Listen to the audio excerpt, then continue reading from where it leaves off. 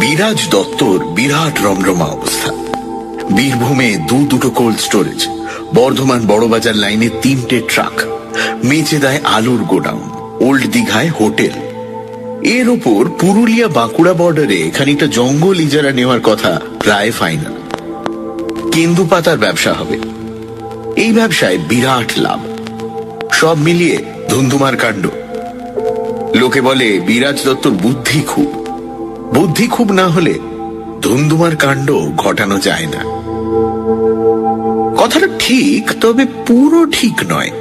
বুদ্ধি অনেকেরই থাকে, কিন্তু তারা সবাই বিরাজ দত্তর মতো হতে পারে না।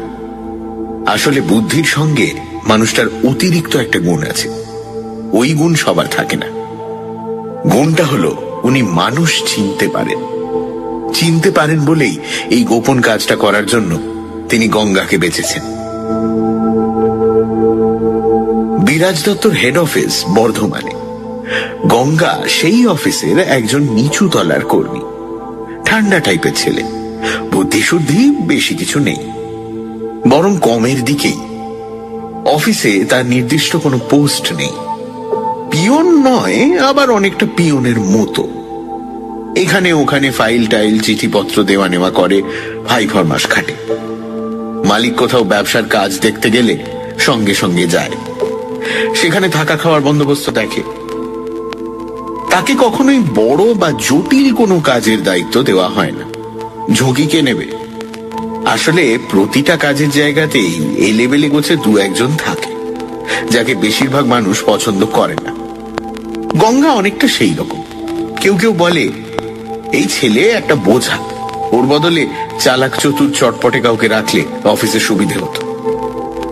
অন্যরা পছন্দ না করলেও গঙ্গাকে পছন্দ করেন খোদ বিরাজ দত্ত। মুখে বলেন না, তবে মনে মনে জানে। মানুষ চেনার ক্ষমতায় তিনি বুঝতে পারেন তার এই সামান্য কর্মচারীটি বোকাশোকা হতে পারে, কিন্তু গুণ আছে। ছেলেটার লোভ নেই, সেই সঙ্গে খুবই অনুগত। দুটোই খুব গুরুত্বপূর্ণ। তিনি যা বলবেন এই ছেলে তাই করবে। অন্য কর্মচারীরাও করবে, কিন্তু তারা করবে চাকরি বাঁচানোর জন্য, অথবা আরো যদি উন্নতি হয় সেই লোভে। গঙ্গা করবে নিঃস্বার্থভাবে। এক শনিবার বিকেলে বিরাজ দত্ত গঙ্গাকে নিজের ঘরে ডেকে পাঠালেন। তোমায় একটা কাজ করতে হবে গঙ্গা। বলুন স্যার। কথা হচ্ছে, উত্তর দিঘিতে আমার দূর সম্পর্কের এক দিদি থাকেন। একটা সময় যেন আমাদের অবস্থা খুব খারাপ ছিল। তখন আমি স্কুলে পড়ি। বাবা মা দুজনেই দুম করে মারা গেলেন। থাকা খাওয়ার কোনো জায়গা ছিল না। এই দিদি তখন আমাকে কিছুদিন তার কাছে রেখেছিলেন। পরে যোগাযোগ ছিঁড়ে যায়, সে আলাদা ব্যাপার। কিন্তু খবর পেয়েছি সেই দিদির মেয়ের বিয়ে, টাকা পয়সার খুব টানাটানি। আমি তাকে কিছু টাকা পাঠাতে চাই, এই ধরো 30,000 টাকার মতো। আমি নিজে গিয়ে দিয়ে আসতেই পারতাম, কিন্তু সেই সময় আমার নেই। আবার দিদিকে টাকা নেবার জন্য এখানে ডেকে পাঠানো মানে অপমান করা। আমি অন্য কারো হাত দিয়ে টাকাটা পাঠাতেই পারতাম, কিন্তু সেটা চাইছি না। তাহলে কথাটা 5 কান হয়ে যাবে। আর একবার যদি জানাজানি হয়ে যায় যে আমি টাকা দিয়ে সাহায্য করছি, তাহলে সবাই এসে টাকা চাইবে, অফিসের সামনে লাইন পড়ে যাবে। তাই আমি চাই বিষয়টা গোপন থাকুক। আমার কোনো কর্মচারী, আত্মীয় স্বজন কেউ জানবে না। তুমি পারবে কাজটা করতে? আগে আপনি হুকুম করলে অবশ্যই পারবো।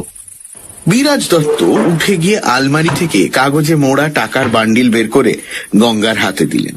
শোনো, এটা একটা ব্যাগে ভরে রাখো, হ্যাঁ? সাবধানে রাখবে। আচ্ছা, তাহলে স্যার কাল সকালের বাসে রওনা হয়ে যাই? হ্যাঁ, কালই রওনা হবে, তবে বাসে নয়, গাড়িতে। সকাল সকাল বেরিয়ে পড়বে আর সন্ধ্যের মধ্যে ধরো পৌঁছে যাবে। একটা রাত দিদির ওখানে থেকে পরশু ফিরে আসবে। আর যদি চাও নাও থাকতে পারো। রাতেই আবার ফেরার জন্য তাহলে রওনা দিয়ে দিও। গাড়ি?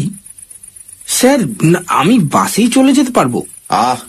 আমি যা বলছি সেটাই করবে। অতগুলো টাকা নিয়ে বাসে যাওয়া ঠিক হবে না। তবে চেনা জানা কোনো গাড়ি নেবে না, বাইরে থেকে ভাড়া করে নেবে, তাহলে এখানে কেউ কিছু জানতে পারবে না। গঙ্গা পরদিন ভোরে স্ট্যান্ড থেকে গাড়ি ভাড়া করল। ইচ্ছে করলে চেনা জানা কারোর গাড়ি নিতে পারত, এখানকার কিছু ভাড়া খাটা গাড়ির মালিক ড্রাইভারকে এসে চেনে, কিন্তু তা সে করল না। ঘটনা গোপন রাখার হুকুম আছে, চেনাদের সঙ্গে কোনো কারবার চলবে না। অচেনা একজন ড্রাইভারের সঙ্গে দরদাম ঠিক করে তার গাড়িতে উঠে বসলো গঙ্গা। গাড়ি খুবই ফিটফাট, সাদা রঙের অ্যাম্বাসেডর। মনে হচ্ছে মাত্র বছরখানেক হলো কেনা হয়েছে। গঙ্গার মনে উত্তেজনা দুটো কারণে। এক, বহু বছর পর সে একটা গুরুত্বপূর্ণ কাজ পেয়েছে। এই কাজ ঠিক মতো করে তাকে প্রমাণ করতে হবে যে সে মোটেও এই লেভেলে ছেলে নয়। সেরকম দায়িত্ব পেলে পালন করতে সে জানে। আর 2 নম্বর হলো, খোদ মালিক তাকে বিশ্বাস করেছে। বিশ্বাস না করলে এতগুলো টাকা তার হাতে তুলে দিত না। বিরাজ দত্তর প্রতি কৃতজ্ঞতায় তার মন ভরে উঠল। চলন্ত গাড়ির পেছনে বসেই বিরাজ দত্তর উদ্দেশ্যে সে কপালে হাত ঠেকাল। হাইওয়ে দিয়ে ঘন্টাখানেক ছোটার পরই ফিটফাট গাড়ি গোলমাল করল। ড্রাইভার ছোকরা গাড়ি থামিয়ে ইঞ্জিন পরীক্ষা করে বলল, স্যার, কার্বুরেটরে সামান্য সমস্যা হয়েছে, তার কোনো চিন্তা করবেন না, এমনি ঠিক হয়ে যাবে।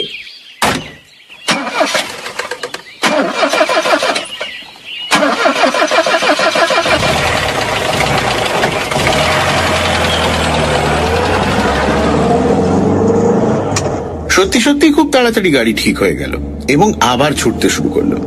গঙ্গা বলল, ভাই, ও ভাই, আর একটু জোরে চালাও ভাই, সন্ধ্যের মধ্যে পৌঁছতে হবে। হ্যাঁ, একটু জোরে। তার চিন্তা টাকা নিয়ে। দিনের আলো থাকতে থাকতে টাকাগুলো হাতে তুলে দিতে পারলে নিশ্চিন্ত। ড্রাইভার স্পিড বাড়ালো। না, অচেনা হলেও ড্রাইভার ছেলের হাত পাকা। 2 বাস একটা ট্রাককে নিখুঁত ভাবে ওভারটেক করলো হর্ন না বাজিয়ে। গঙ্গা সিটে মাথা এলিয়ে চোখ বুঝল। এবার একটু ঘুমিয়ে নেওয়া যেতে পারে। না, ঘুমিয়ে নেওয়া গেল না। একটু পরেই গাড়ি আবার গোলমাল করল। এবার গোলমাল বড়। Brake fail.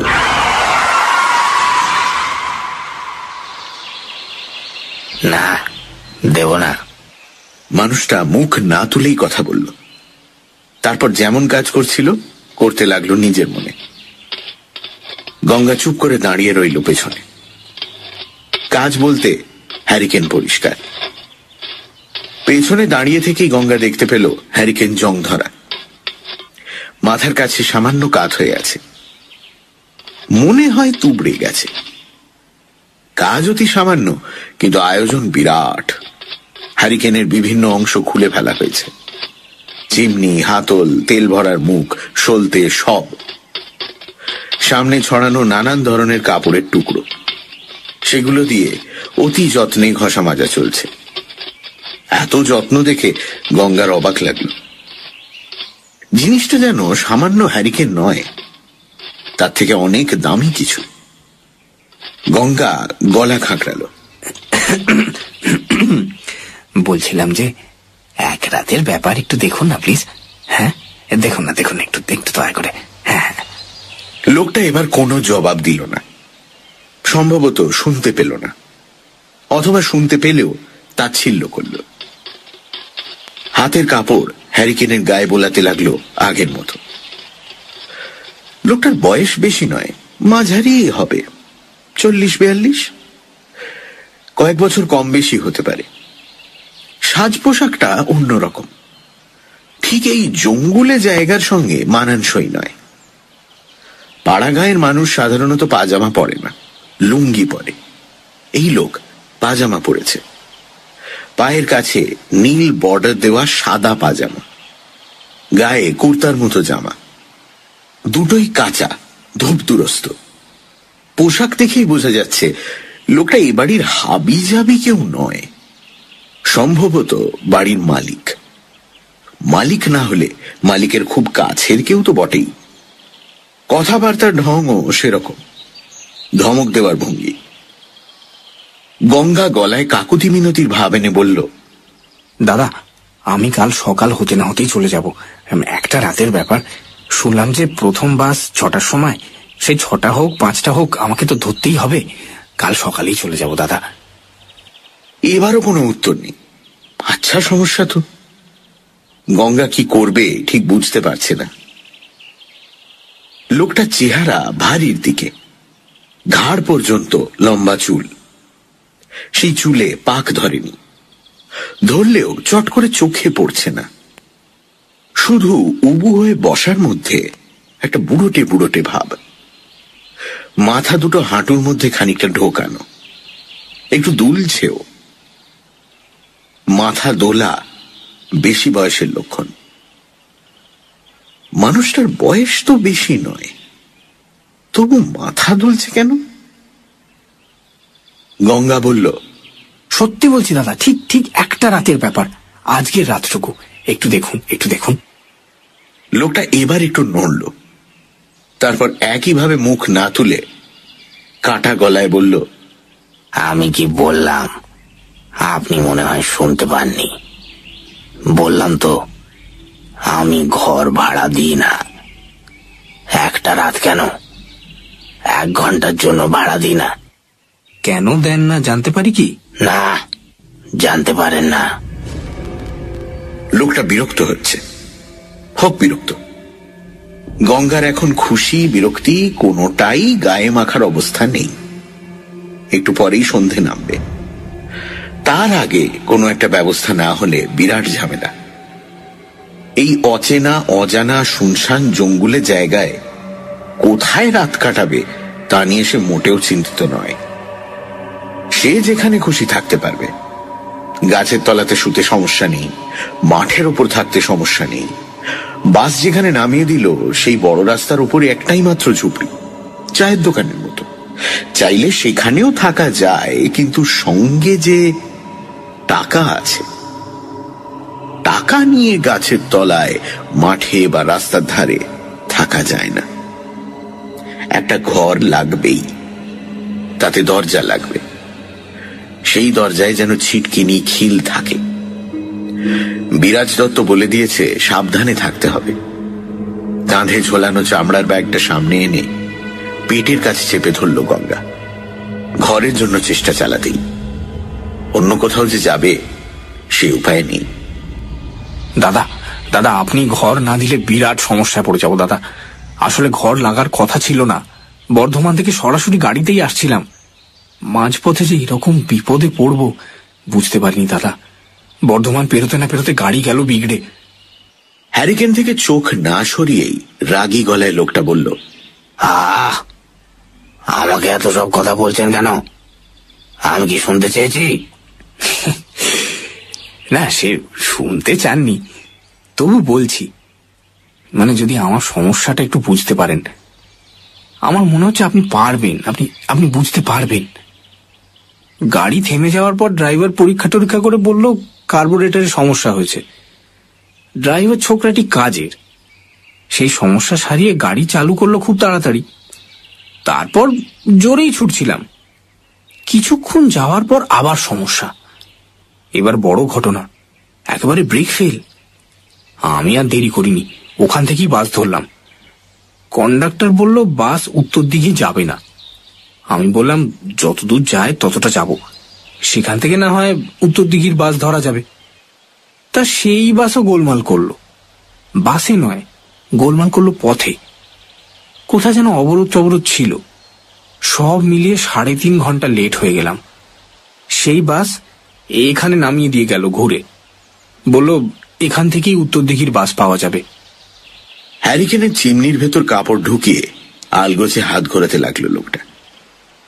থমথমে গলায় বলল, উত্তর দিকের বাস ধরে চলে গেলেই তো পারতেন, আমি তো আপনাকে সমস্যায় ফেলিনি। গঙ্গা স্বস্তি বোধ করল। এতক্ষণে মনে হচ্ছে ম্যানেজ করা গেলেও যেতে পারে। তবে লোকটা মুখ ঘোরালে আরো সুবিধে হতো, চোখের দিকে তাকিয়ে কথা বলা যেত। চোখের দিকে তাকালে মানুষের মনকে প্রভাবিত করতে সুবিধে হয়। লোকটাও হয়তো তার মুখ দেখে ঘর দেওয়ার গুরুত্ব বুঝতে পারত। গঙ্গা নতুন উদ্যমে শুরু করলো, ছি ছি ছি, এ বাবা, আপনি কেন সমস্যায় ফেলবেন? আরে গাড়িটা ব্রেক ফেল না করলে।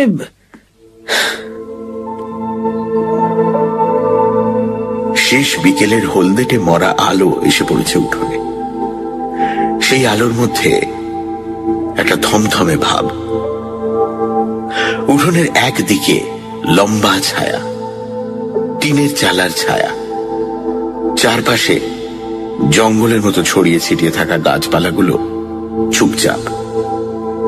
ওরা কি একটু বেশি চুপচাপ, নাকি এসব জায়গায় এমনটাই হয়? ভাঙা লোহার গেট খুলে ঝোপঝাড় টপকে ঢুকতে ঢুকতেই গঙ্গা বুঝেছিল বাড়িটা অন্যরকম। লম্বাটে টিনের চালের সামনের দিকটা ঢালু হয়ে এসেছে।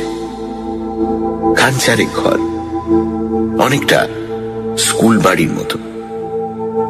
একটা ছাড়া সব ঘরে তালা ঝুলছে। যদিও এটা কোনো স্কুল বাড়ি নয়, এটা একটা বাতিল হয়ে যাওয়া হেলথ সেন্টার, বাংলায় যাকে বলে স্বাস্থ্য কেন্দ্র। বহু বছরের পুরনো, মিশনারিরা বানিয়েছিল।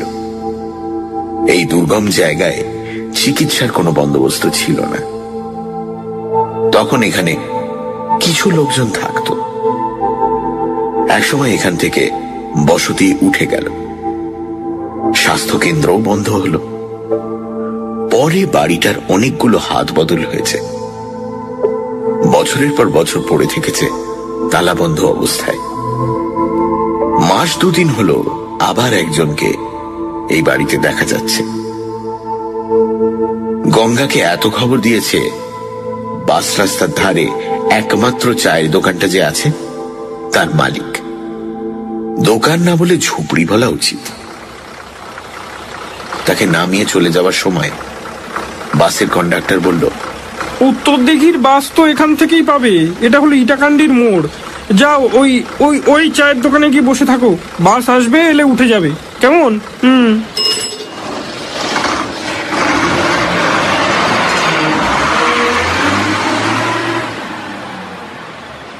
ঝুপড়ি চায়ের দোকানে ঢুকে চা চাইতে দোকানদার বলল চা হবে না, এখানে আর লোকজন নেই, সে দোকান বন্ধ করে চলে যাবে।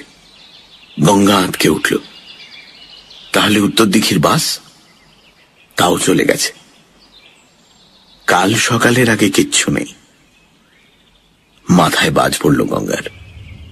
এখন উপায়? এতগুলো টাকা সঙ্গে।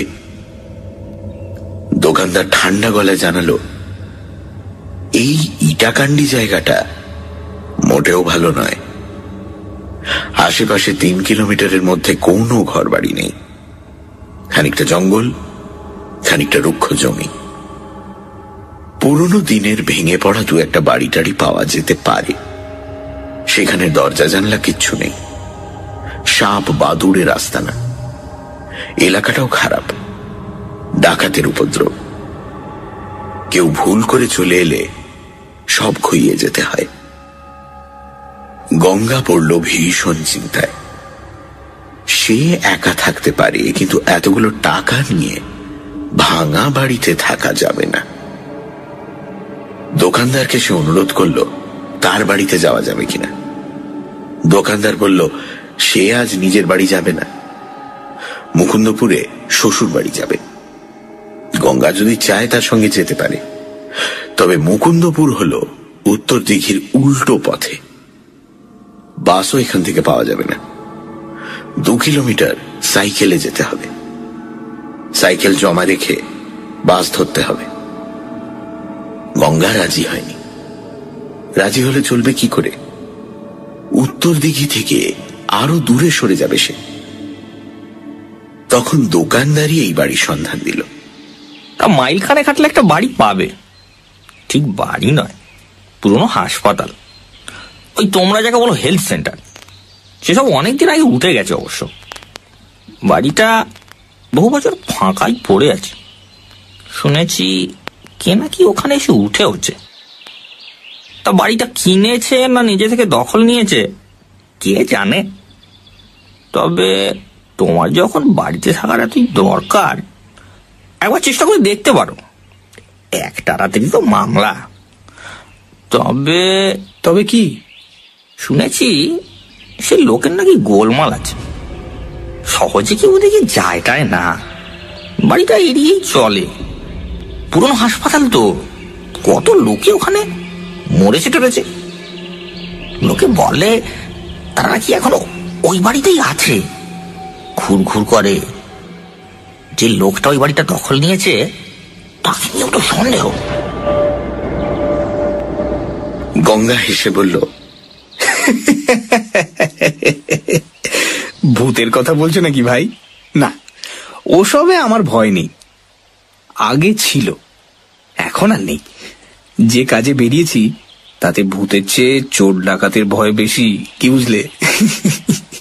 দোকানদার ভুরু কুচকে বলল, সেটাই তো সমস্যা। শুনেছি ডাকাতরাও ও বাড়ির দিকে পা বাড়ায় না, কারণ বলতে পারবো না। মনে হয় তারাও ভয় পায়। গঙ্গা তখনই মনে মনে ঠিক করল সে এই পোড়ো হেলথ সেন্টারেই রাত কাটাবে। যে লোক আছে তাকে ম্যানেজ করবে। প্রথমে কাকুতি মিনতি করবে, কাজ না হলে টাকার লোভ দেখাবে। মাঠ, জঙ্গলি পথ, ইট পাথরে ঢাকা রেল লাইন পেরিয়ে শেষ পর্যন্ত বাড়িটায় হাজির হল। গঙ্গা এবার গলা তুলে বলল, বলছি ভাড়া যে টাকা বলবেন তাই দেব। 100, 200, 250, যা বলবেন। পেছনে ফিরে বসা লোকটা হিসহিসে গলায় বলল, টাকার লোভ দেখাচ্ছ? টাকার লোভ? তোমার তো সাহস কম নয় ছোকরা। আপনি থেকে তুমি সম্বোধনে নেমে গেছে লোকটা। নিশ্চয়ই খুব লেগেছে। রাগুক। গঙ্গাও মরিয়া হয়ে উঠেছে। অনেকক্ষণ হয়ে গেল, এবার এসপার ওসপার কিছু একটা হওয়া দরকার। একই পথে এত ঝামেলা, তার উপর টাকাটাও যদি ঠিক জায়গায় পৌঁছে না দেওয়া যায় তাহলে সব যাবে। বিরাজ দত্তর কাছে মুখ দেখানো যাবে না, অফিসে জানাজানি হবে, সবাই বলবে একে কাজটা দেওয়াই ভুল হয়েছে। দেখো ব্যাটা নিজেই টাকাগুলো হাতিয়ে বসে আছে। গঙ্গা গলা খাঁকড়ালো আবার, তারপর বলল, তা দাদা, সাহস একটু বেশি আমার। আগে ছিল না, এখন হয়েছে। বড় একটা কাজের দায়িত্ব পেয়েছি কিনা, ভয় পেলে চলবে কেন? কথা শেষ করে সহজভাবে হাসার চেষ্টা করল গঙ্গা। লোকটা এবার হ্যারিকেন মোছা বন্ধ করল, পেছন ফেরা অবস্থাতেই বলল, বাহ, কথাটা তো নতুন শুনছি। ভয় পায় না এমন কাউকে তো আজকাল চোখেও পড়ে না। সত্যি তুমি ভয় পাও না? কথাটা বলার মধ্যে মৃদু ঠাট্টার সুর রয়েছে। গঙ্গা দাঁত কামড়ে বলল, বললাম যে আগে পেতাম, এখন পাই না। শুনি আমাকেই তো সবাই ভয় পায়, এমনকি চোর ডাকাতও পায়।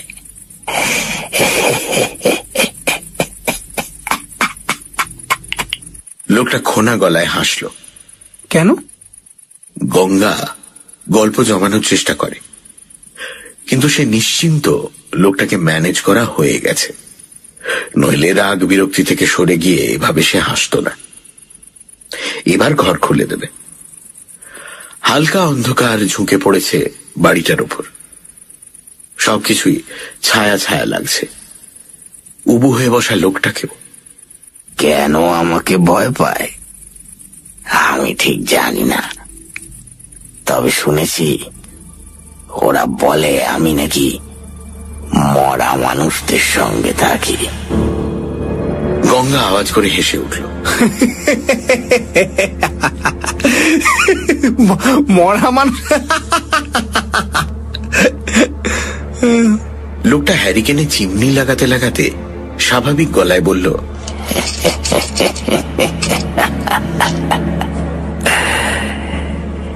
এসো না ছোকরা, কথাটা পুরো মিথ্যে নয়। এই বাড়িতে অনেক মানুষ যেমন চিকিৎসা পেয়ে বেঁচেছে, তেমনি মরেছেও অনেকে।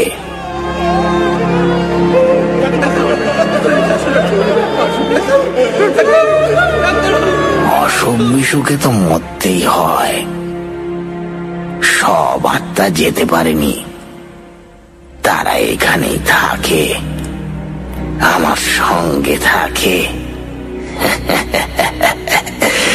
আমি নাকি বাড়িটা কিনেছি ওদের সঙ্গে থাকবো বলে।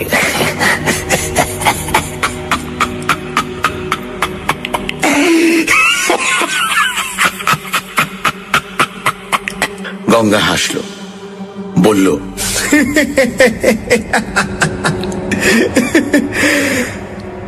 আমিও থাকবো। হাসি থামিয়ে লোকটা খানিকটা আপন মনে বলল, বুঝতে পেরেছি, খানিকটা দেরি হলো এই যা। বলছি, আপনি কি আমাকে একটা ঘর খুলে দেবেন? অন্ধকার তো হতে চললো। হ্যাঁ, দেব দেব, তবে দাঁড়াও, আর একটু অন্ধকার হোক।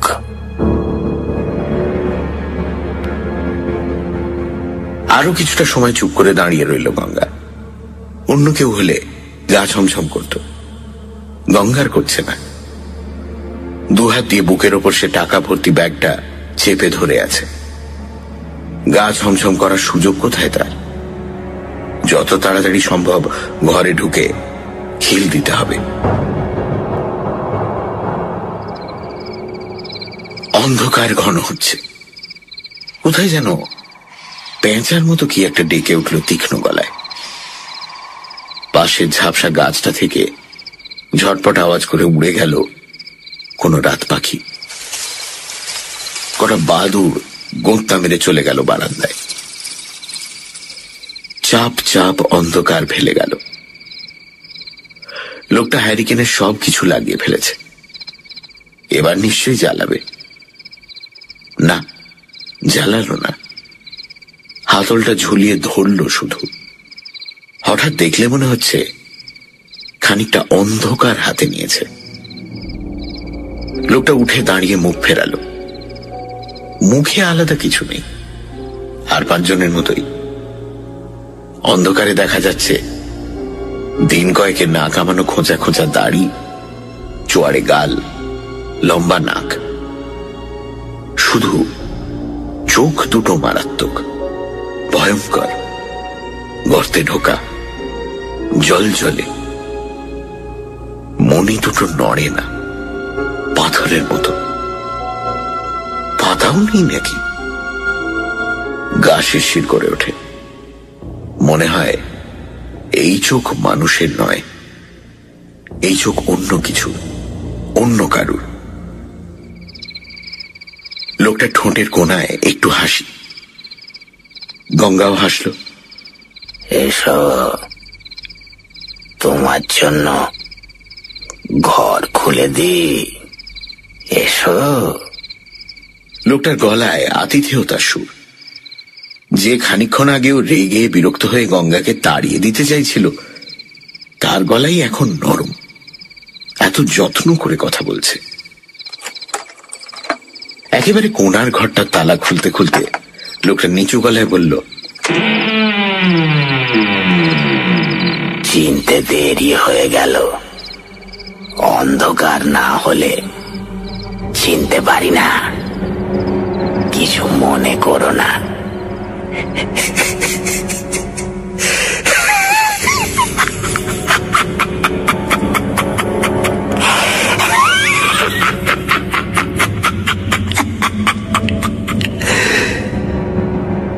কথাটা হেঁয়ালির মতো শোনালেও গঙ্গা বিড়বিড় করে বলল, ও কিছু না, ঠিক আছে।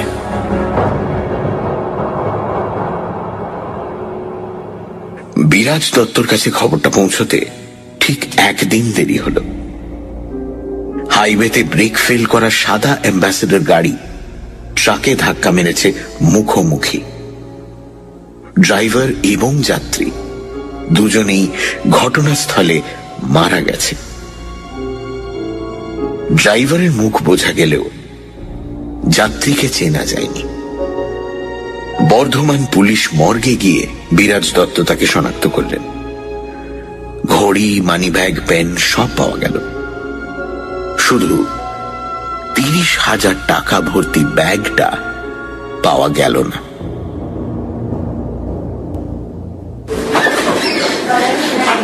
অফিসে ফিরে আসার ঘন্টাখানেকের মধ্যে উত্তর দিঘি থেকে বিরাজ দত্তর কাছে ফোন এলো। ফোন করেছে তার দূর সম্পর্কের দিদি। হ্যালো। হ্যালো বিজু, এইমাত্র তোর পাঠানো টাকাটা পেলাম রে। বড় উপকার করলি। টাকার অভাবে মেয়েটার বিয়েটাই আটকে যাচ্ছিল। বিরাজ দত্ত থমথমে গলায় বলল, টাকা পেলে? গঙ্গা দিয়ে গেল? গঙ্গা? গঙ্গা কোথায় দিদি? এই তো মিনিট 20 আগে রওনা দিল। কত বললাম খেয়ে যাও, শুনলই না। বলল গাড়ি দাঁড়িয়ে আছে, বর্ধমান ফিরতে দেরি হয়ে যাবে। চিন্তা করিস না, রাতের মধ্যে পৌঁছে যাবে।